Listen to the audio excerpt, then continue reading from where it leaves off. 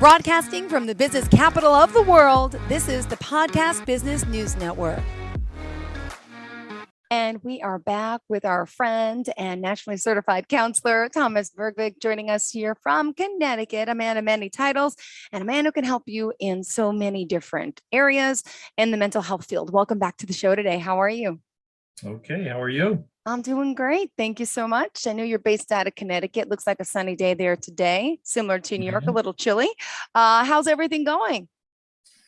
Going well. Staying busy. Good. Getting calls. I'm getting calls for new clients every week, so that's always a good sign. So good. And tell us a little bit about what you do, if you don't mind. I am a licensed professional counselor practicing in Connecticut. I work with couples and I also work with individuals dealing with depression, anxiety, substance abuse, anger management, and sometimes people come in and ask for advice because they're going through a transition and thinking about maybe changing careers, or maybe they just graduated from college and not happy with their major and they might want to go in a different direction there. Where, I actually can help people in a number of different areas, and so I'm available whenever people want to talk about whatever it is that they're dealing with. Perfect. And the website, bergvikcounselingservices.com. That's BERGVIK counselingservices.com. So you do therapy for individuals, couples, families, you name it, you do it. And you're also available FaceTime and Zoom. You could do that as well. Great. So where did you want to start today? What did you have for us? Well, I was thinking, we haven't talked too much about it, but I think it might be a good topic. Hopefully, maybe people can really connect with this, not because they want to, but because it is, and that's substance abuse issues. So, would I like to talk about alcoholism or drug abuse? There's other addictions, obviously, but those are the two that seem to be most prevalent right now. Got it. Sure. And we've seen an increase in that during the pandemic, right? Absolutely. As I may have mentioned in another show, when I spoke to my barber about the effects of the pandemic on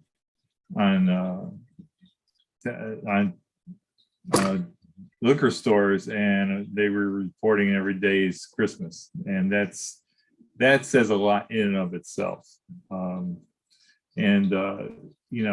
My wife was telling me, she works at the VA. She's a psychiatric nurse, and she has clients who have a history of substance abuse. And she talked about one client she had been clean and sober for 7 years, and as soon as the pandemic hit, wasn't long before he fell off the wagon, and now he's been dealing with alcohol again. So it's tragic in so many different ways. I mean, it's a health issue for sure, but it also destroys families and relationships and so forth. So, and just as a personal note, I've had to deal with it in my own family.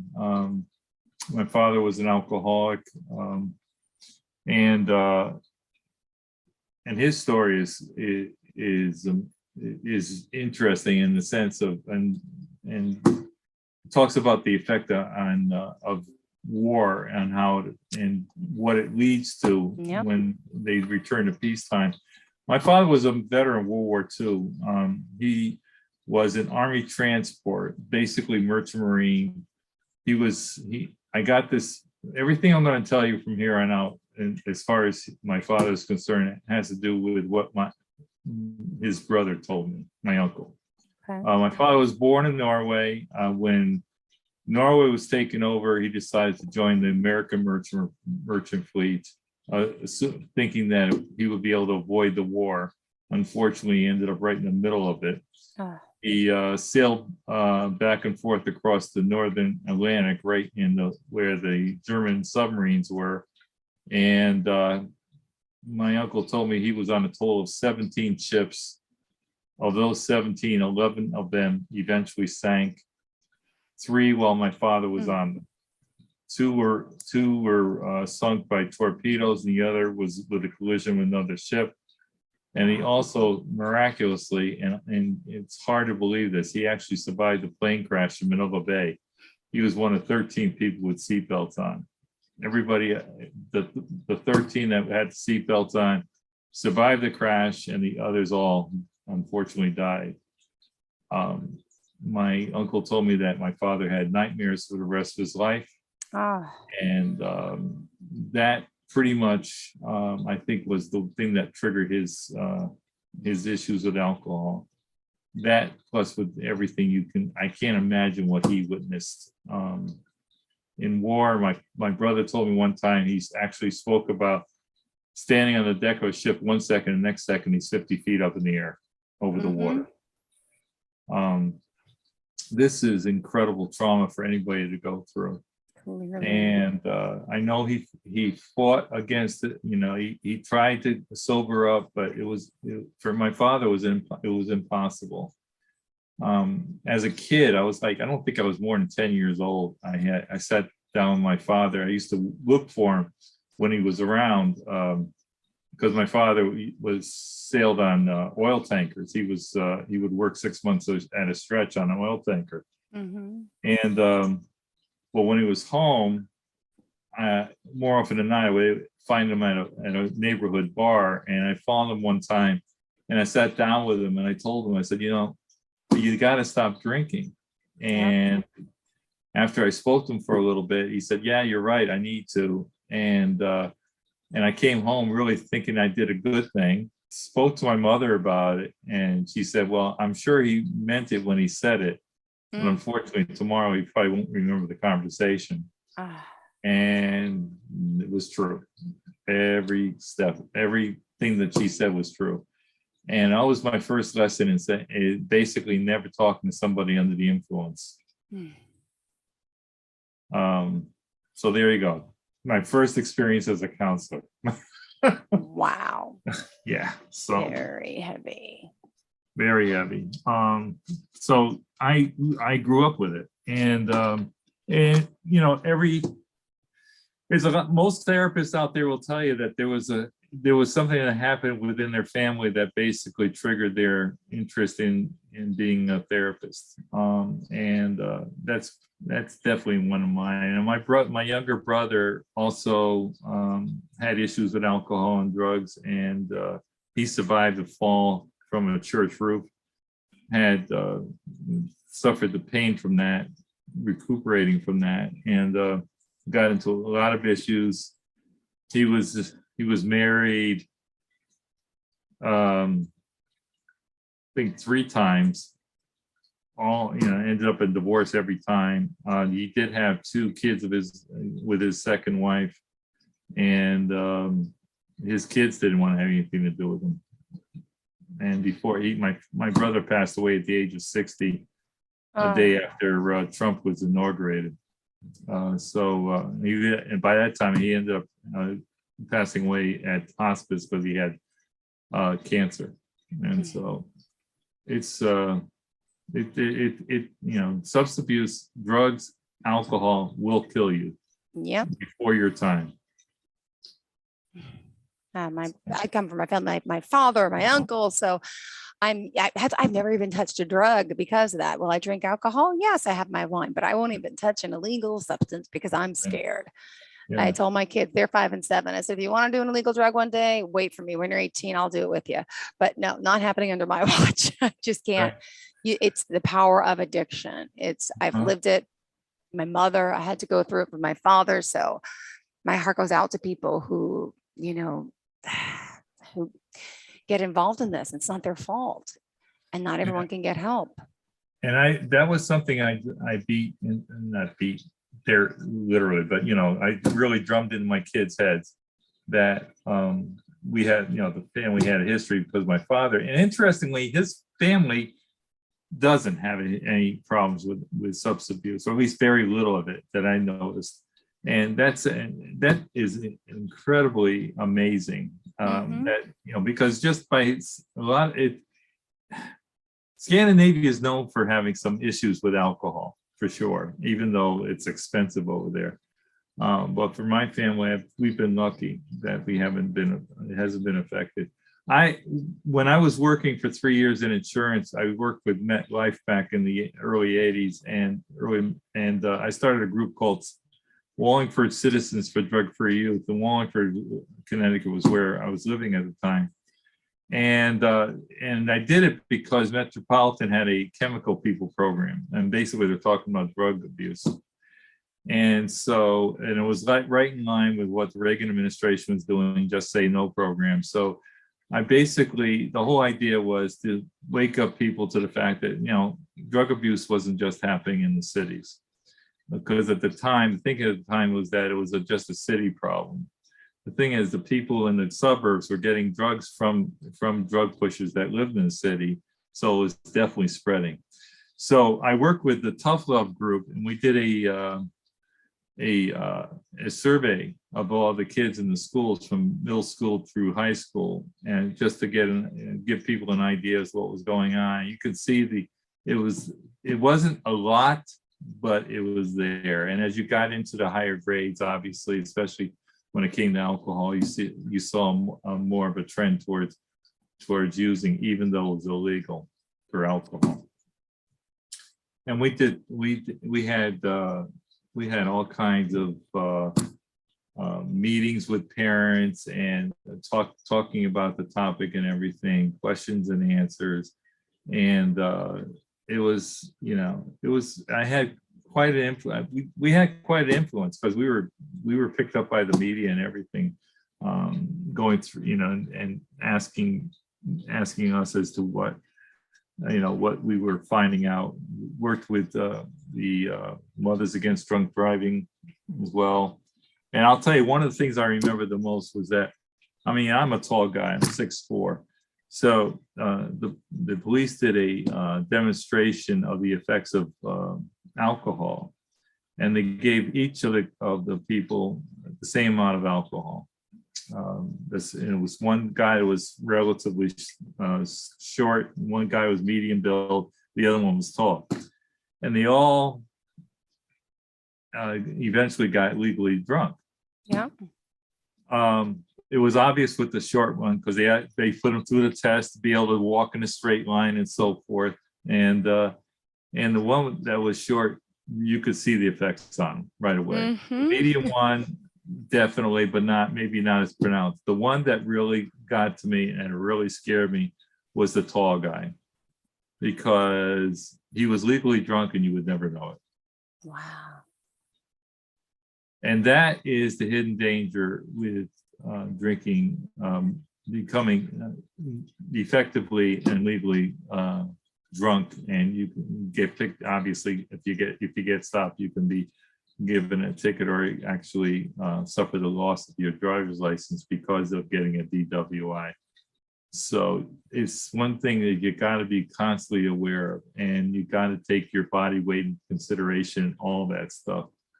And alcohol has different effects on different people. When it comes to drugs, cocaine, heroin, they're very difficult to kick. If you've ever need to see the effects in a movie of what that can mean, Robert Downey Jr. started a movie called Less Than Zero. And I thought it was very well done, and it was heartbreaking to watch because I thought it was realistic in terms of how they portrayed the effects of cocaine and how it's hard to walk away from it and how it destroyed the connection with the family. Yeah. And there have been other depictions as well. Graceland was another show that showed the effects of trying to get off of heroin, and it was awful.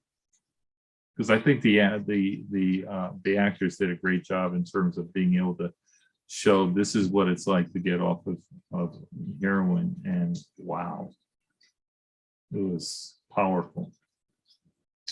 So there you go. Well, what about, when you work with someone who has an addiction, how do you do that? what type of commitment do you need? They have to be ready, willing, and able to Yeah. want this change. And I mean, not Absolutely. just sent by someone who says you really should stop this addiction and habit. So, and that's trying, right? To get them to come. Uh-huh. I have a connection with a program called Aware. It's a community-based program that helps individuals and families dealing with addiction. And they refer me clients who are in the midst of going through their program. And one of the things I talk about with them constantly is how's the cravings going? And those that are committed, they stick with it. Yep.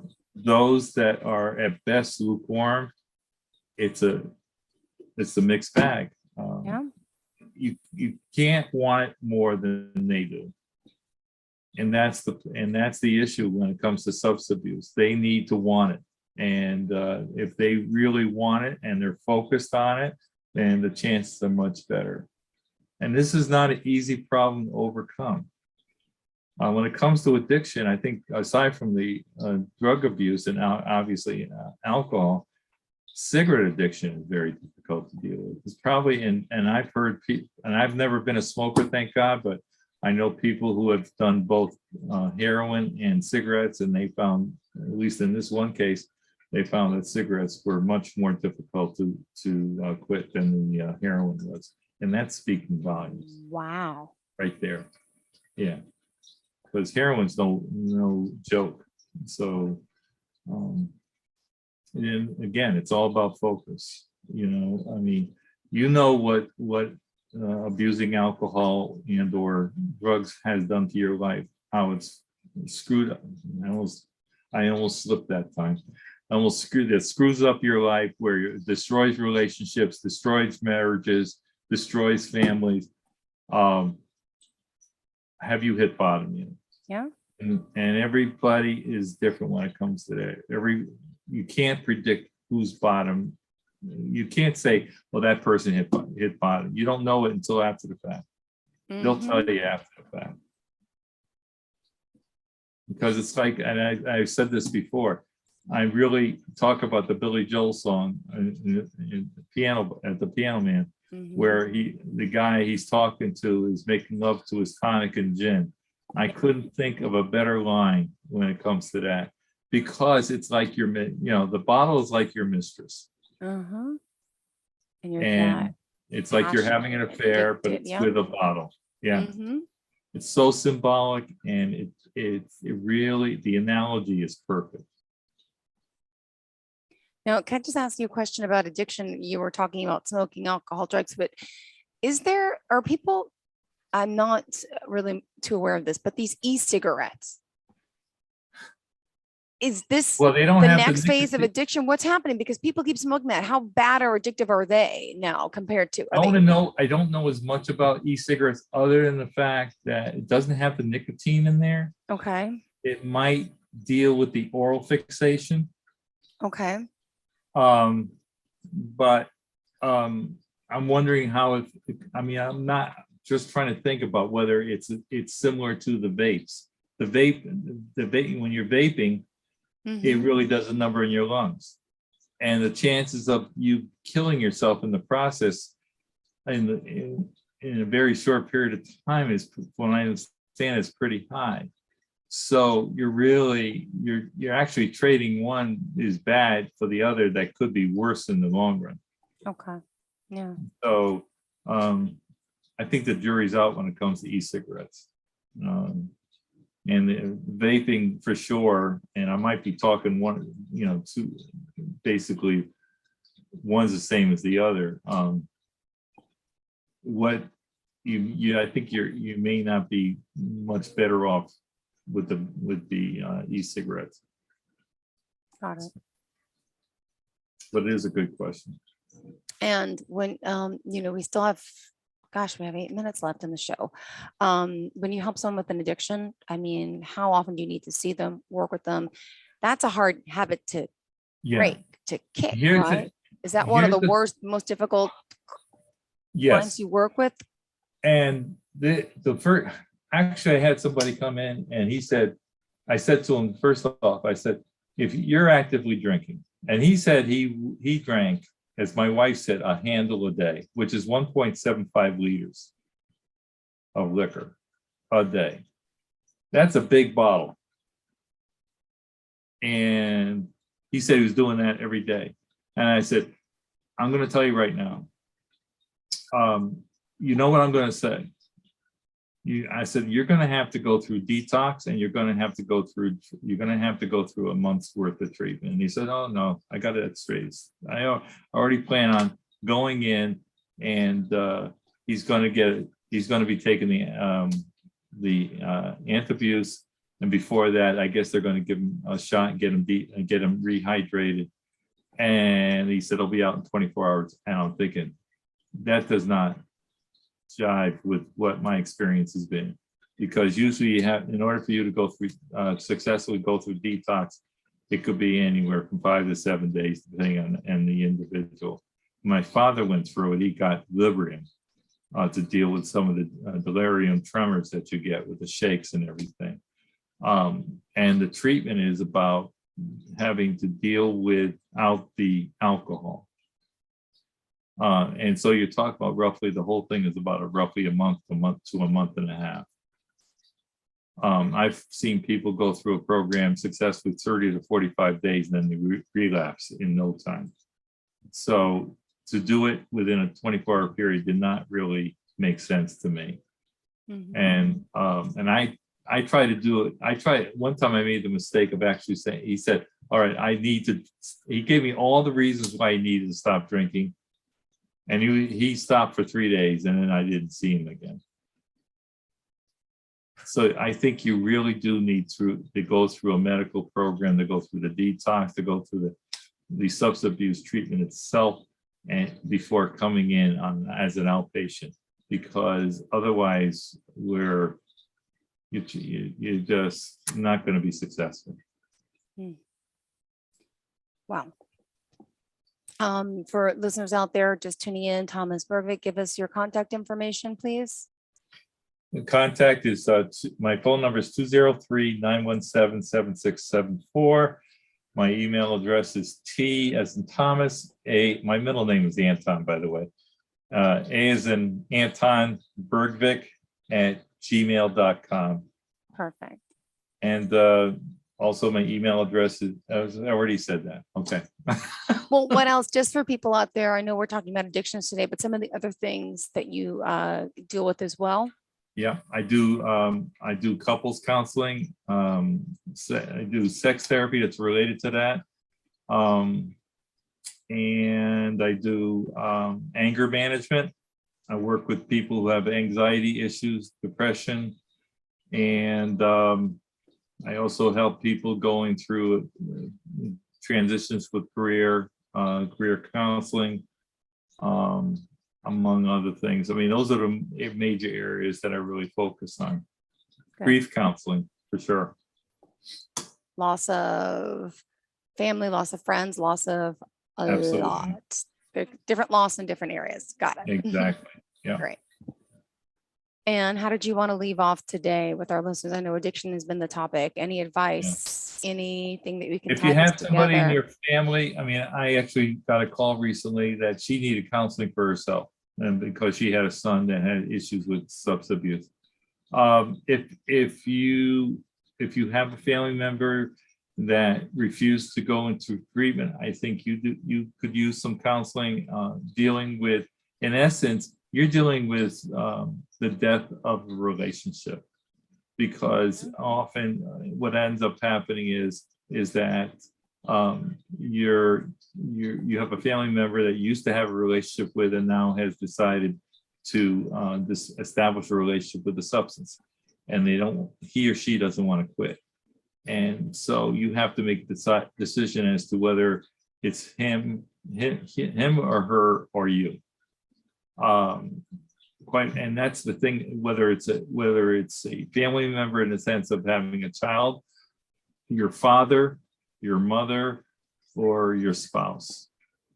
You have to make a decision as to what's more important. And if you feel like you need to make that break, you definitely need some counseling to help you get through that grief process, because it's not easy. Yeah. Yep. And for those listeners out there, you work in person in the Connecticut area, correct? Work in And person, then, also through virtual sessions as well. And yeah, I mean, I like, it's Connecticut. I mean, it's interesting. I'm finding I get clients from out of the New Haven, Central Connecticut area. It's far away as up, around the Hartford area. So then my name's spreading. good. Well, I'm glad you're busy. From what I've Yeah. been hearing from friends and people, it's hard to get appointments with mental health counselors these days. A lot of Hey. people are turning to life coaches who can help in different area aspects of your life. But yeah, The mental worst health part, is.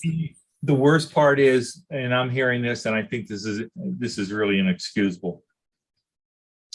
They get phone calls, and they're trying to make a phone call, leave messages, nobody gets back to One's them. getting you back. Yeah.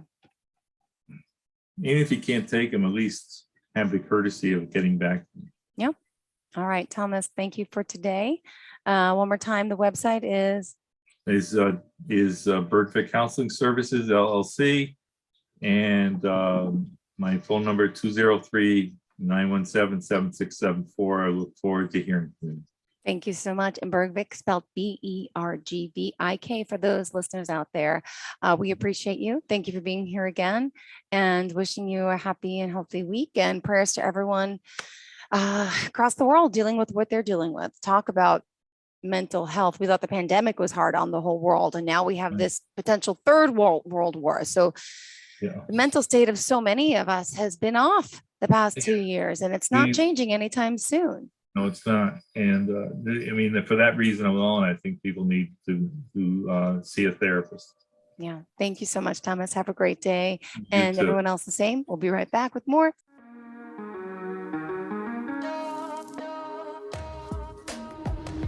Broadcasting from the business capital of the world, this is the Podcast Business News Network. For nearly 2,000 severely injured veterans, everyday life has become filled with barriers. Day-to-day simple tasks can become pretty daunting. I have to carry my chair up 2 flights of steps or have somebody do it for me. What scares me the most is just the falling. When I'm struggling with my house, I think, to have that one great barrier just knocked down, I mean, it's crucial. Home for Our Troops is a wonderful nonprofit that builds a mortgage-free, fully adaptive, handicap-accessible house. And there's no catch. It'll be our very first home that we've ever owned. This is a game changer. This is where your life begins again. We need you to join us in completing this important mission. Please visit hfotusa.org and help build homes and rebuild lives. Because of you, everything's going to be okay.